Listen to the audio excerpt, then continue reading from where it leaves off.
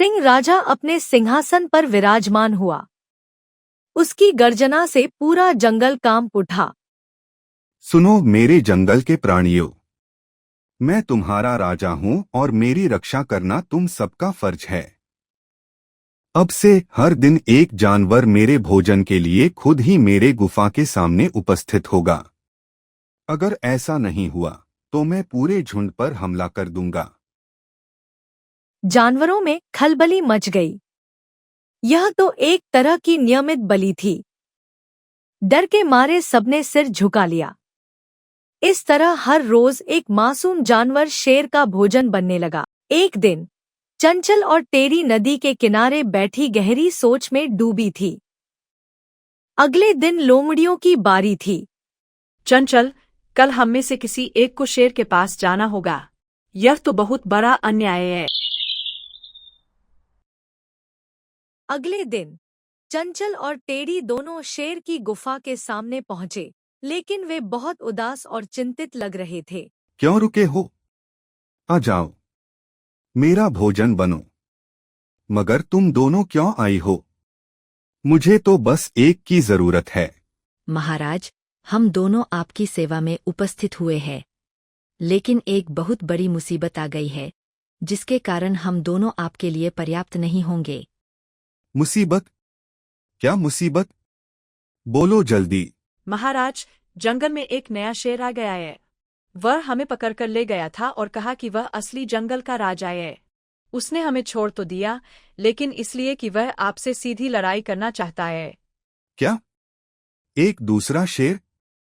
यह कैसे हो सकता है? वह कहाँ है?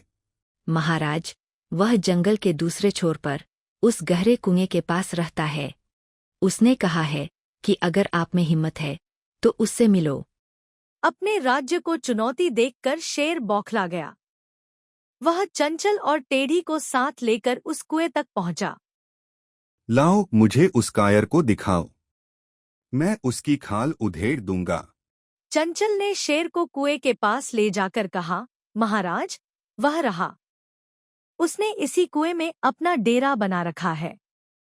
देखिए, वह अभी भी अंदर है। शेर ने कुएं में झांका। पानी में उसे अपनी ही परछाई दिखाई दी। उसने सोचा कि यही दूसरा शेर है। उसने गुस्से में दहाड़ मारी।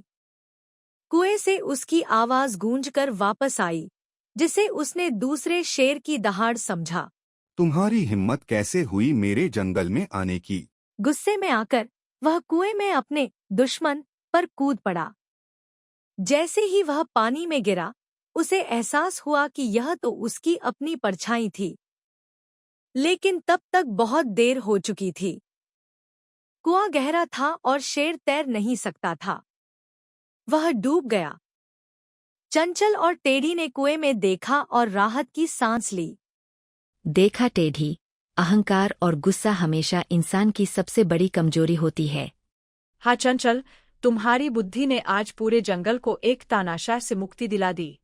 दोनों लोमड़ियां खुशी खुशी वापस जंगल में लौट आईं और सबको पूरी कहानी सुनाई।